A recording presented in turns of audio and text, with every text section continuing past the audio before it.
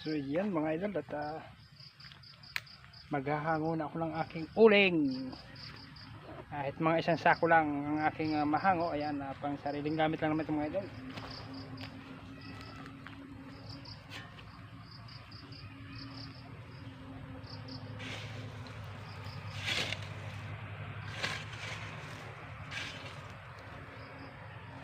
Maybe this time.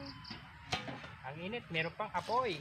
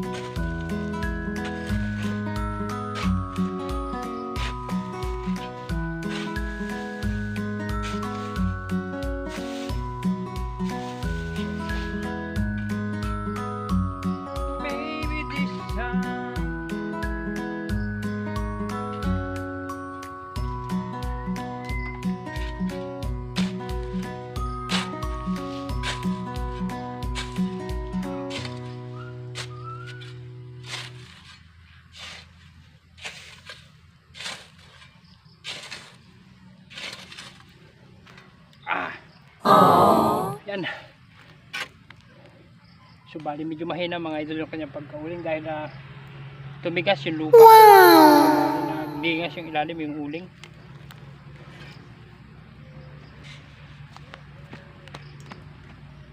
Ayan, balang init talaga.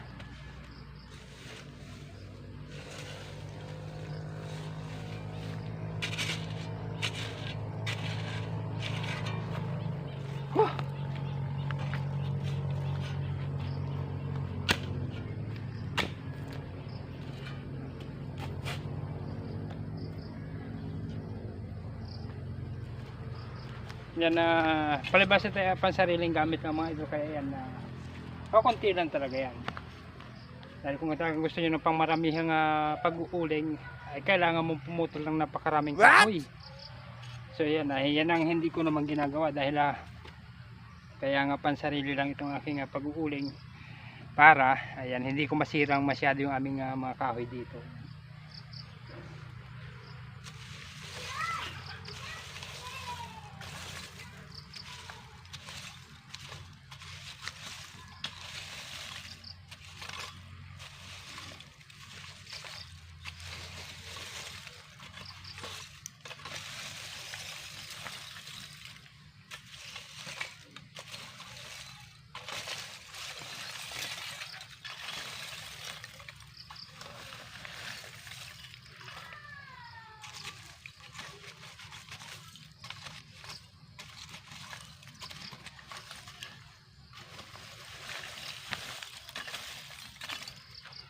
So ayan mga idol, kita nyo naman, simple lang yung pansariling panggamit.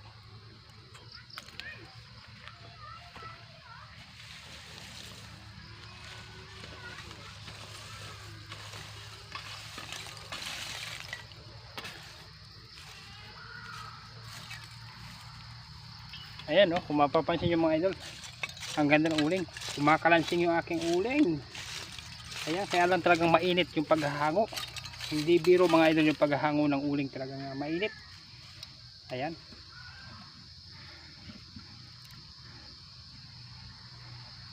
So yan na, bali kung mga 2 sako mga idol makakakuha ko dito.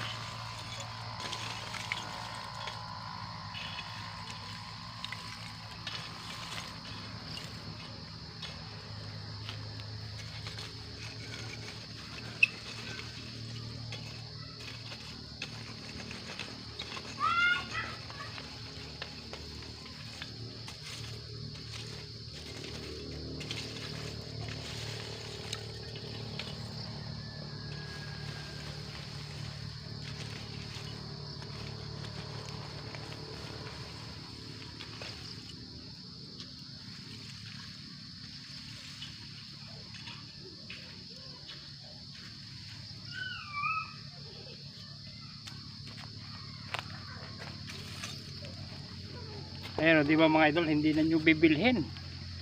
Hindi na bibili ng uling. At meron na akong uling na sarili. Ayan. So balik kung ako'y bibili pa sa mga nag-uuling, pati yung mga durog kasama na. Ayan, itong aking sariling gawa ay maganda siyempre. Ayan o. Mga ganyang kalalaki. Yan, nakasarapan sa mga pag-uuling.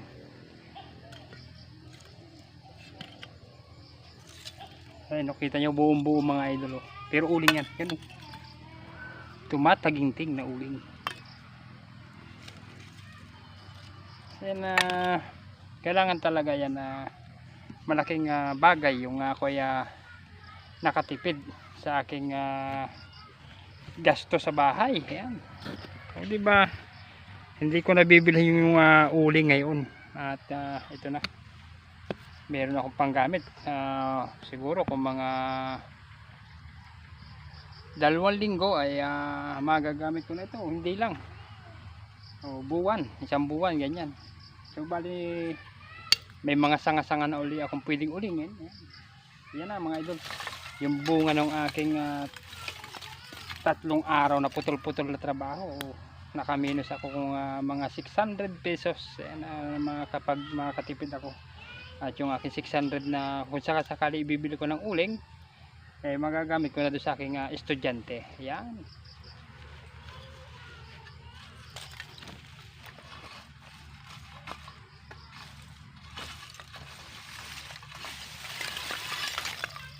Bali kailangan talaga nating isipin kung paano tayo makatipid. Sa mahal talaga ng mga bilihin ngayon mga idol. Hindi biro yung mga gastusin sa panahon ngayon. Talagang napakalaki ng gastusan.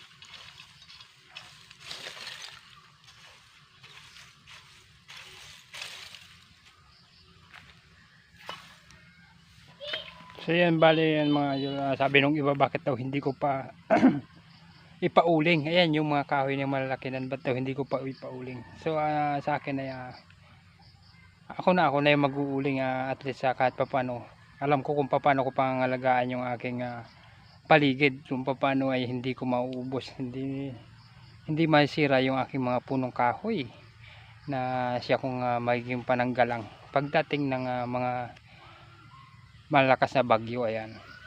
So bali kapag yung sanga lang yung kinuha, hindi lilipas ang isang buwan, meron na naman siya sanga. Kaya ayan, ganyan lang ang mga diskarte mga idol. At hanggang sa muli, ayan, pakisamahan nyo lang ako sa aking mga ginagawang video. So yan nga pala mga idol, alam ko na may magtatanong sigurado, itatanong nila kung bakit yung uling ko ay maliliit lang yung aking tipak. Ayan, gaya nga na sinabi ko mga idol, talagang yan ay hindi kayo makakita ng malalaking tipak ng uling. Ayan yung pinakamalaking tipak ng uling na inyong makikita sa aking inuling, sapagkat ito ay mga sanga lamang ng aking mga punong kahoy. So ayan, nakatunayan nga mga idol, marami pa ko diyang mga punong kahoy na hindi ko pa kinukuha yung mga sanga. Ayan, at nandun pa sa bandang taas pa yung iba. Kaya kung makikita nyo naman sa mga vlog kong nung nakaraan ay may mga kahoy, kayo makikita na talagang hindi ko inaalis ang panansanga. Ayan, hanggang doon sa itaas pa doon na napakarami ko pa mga punong kahoy na mga malalaki. So yan, alam ko itatanong yan na sigurado mga idol, bakit maliliit yung tipak ng uling. So talagang yan ay maliliit mga idol, hindi makakita kayo ng mga malaking tipak ng uling, sapagkat ito nga ay mga sanga lamang ng aking mga itinanim ng mga punong kahoy. Ayan. At hindi ko po talaga planong putulin pa yung mga punong malalaki. Ayan, so bali mga sanga lang lagi kada ako mag-uuling, ay laging mga sanga lamang po yung aking kinukuha. At hindi ko pa totally inuubos talaga yung isang punong kahoy na kinukuna ko ng mga sanga. Hindi ko talaga inuubos yung kanilang mga sanga, tinitirhan ko talaga yan. Ayan. Kaya yan, kung mapapansin nyo, maliit lang yung aking mga uling.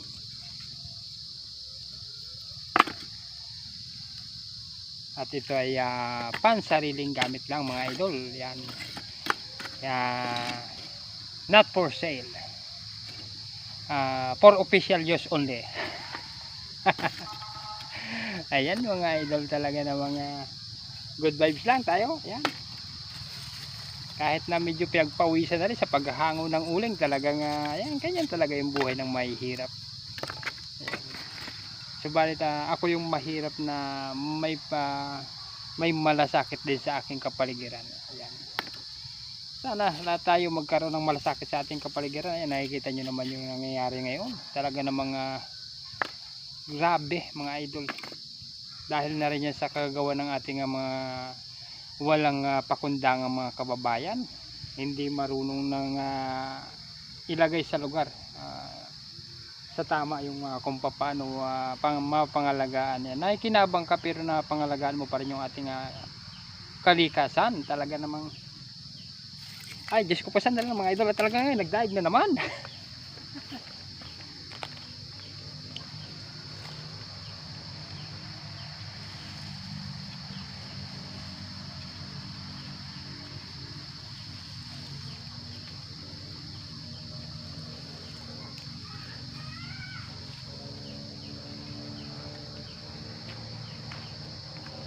So balik ito mga idol, yung aking ginagamit, hindi na ako gumagamit ng tubig, palibasa nga ito ay kauntian lang yung aking ginagawang pag-uuling. Ito po ay lupa lang yung aking ginagamit, pinaguguhuan ko lang ng lupa yung mga lugar na merong apoy lupa. Ayan, napakabisang pamatay ng apoy yung lupa. Ayan, kaya ayan nga, yung makikita nyo yung aking hinaw ko na yan ay dapat hindi ko pa hanguin dahil hindi pa talaga patay yung apoy. Dangan nga lang at kailangan na namin yung uling, kaya naobliga na yan ay hanguin ko na. Ayan, at makikita nyo naman yung apoy kanina, yung basta't pumula ay sigurado may apoy. Ayan, so bali hanggang dito lang muna ulit mga idol. At sana yun nabigyan ko na ng linaw yung maaring maging tanong ng ating mga viewer na kung bakit maliliit yung aking mga uling. So ayan, muli nga ayan ay mga sanga po lamang at hindi po yan yung mga malalaking puno. Ayan, kung gusto nyo po makakita ng mga malalaking uling talaga dito sa aking vlog ay masisira yung ating kalikasan mga idol. Kaya ayan, bilang pangangalaga na rin siyempre, ayan, parang ikaw lang gusto kitang alagaan. Hanggang sa muli mga idol. So ayan mga idol, at ako nga ay may isang sako na ng uling. Ayan mga idol yung aking uling. Isang sakong uling mga idol. Ayan ay magiging konsumo na namin sa looban ng 2 linggo. Ayan, within 2 weeks kami po ay makakapagkonsumo na isang sakong uling. So ayan, napakalaking minus na mga idol. Kung isipin po natin doon sa aming kinukonsumo kapag kami ay bumibili ng tingi, ay siyempre kapag katulad ko nga wala naman talagang sapat na kakayanan at wala rin sapat na salapi, kundi yung mga pakakunti kong mga kinikita, yan mga idol, pinagtitiisan. Siyempre magtitiis tayo doon sa mga patingi-tingi na pagbili ng uling. So bali yung isang sandubag mga idol ay nagkakahalaga siya ng 15 pesos yung isang sandubag na uling na almost isang gamit lang. At ayan, 3 saing kami sa maghapon. So ibig sabihin na 45 pesos yung ating konsumo sa uling pa lang mga idol. Ayan ay uling pa lang yung ating kukonsumuhin na 45 pesos. So bali times na lang natin sa times 10 na lang mga idol, times 10 days, hindi na yung 14 days na ating kukwentahin. So tayo ay magkukonsumo na tayo ng 450 pesos sa looban po ng 10 araw. So bali ito po ay 2 weeks na aming konsumo, 2 linggo na aming konsumo mga idol, itong isang sakong uling. Kaya ito ay so ibig sabihin ako ay nakatipid ng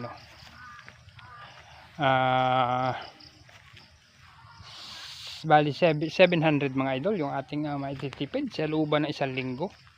O di ba mga idol, sa simpleng trabaho, ayan, nakatipid na tayo. At ayan, sigurado pa yung kalidad ng aking uling. Ayan, at ako mismo yung nag-uling yan, alam na alam ko. Ayan, so bali yun nga ang napakalaking pakinabang ko dito sa aking ginagawa. Talagang nakakatipid. Ayan, doon sa ating nakakaawa yung ating mga kababayan na walang kagaya nito, hindi kayang gawin itong kagaya ng ginagawa ko. Talagang napakalaki ng kanilang magiging gastos sa looban ng ng 2 linggo. Ayan, lalo pa sa mga parteng syudad mga idol, talagang napakamahal ng uling. So bali dito sa amin nga probinsya na talaga ito, dito sa bayan ng dito lang sa aming probinsya ay talagang napakamahal na dati binibili namin na 2 piso yung isang napakalaki pang sandubag. Pero ngayon mga idol, talaga yung sandubag ano na lang, ika nga pang 1 kilong bigas lang ang laman, talaga ng mga 15 pesos. So kaya yun ito na ginawa ko na rin ang pag-uuling para makaminos. Talaga napakalaking minus mga idol. Isipin nyo sa looban ng 14 days ay makakaminos ako ng 700 pesos. Ayan, napakalaking bagay mga idol. At yun ay malaking tulong na sa aking estudyante, sa aking nag-aaral ng college. Ayan, sana naman ay maging matagumpay yung aking anak. Talagang ako ay nagsisikap para sa magandang kinabukasan ng aking pamilya mga idol. Mahirap po sa mahirap, talagang napakahirap na maging isang mahirap. Pero ayan, laban lang mga idol, maging matatag lang tayo at huwag tayong mawalan ng pananalig sa ating Panginoon. Ayan, hanggang sa muli mga idol, at sana patuloy nyo pa rin ako suportahan kahit pa paano. Ayan, may tulong ko sa pagtustos sa aking mga gastusin sa aking estudyante, yung aking nagiging earnings dito sa aking pagbablog. Ayan, sana lang mga idol, hanggang sa muli, pakisupport nyo lang.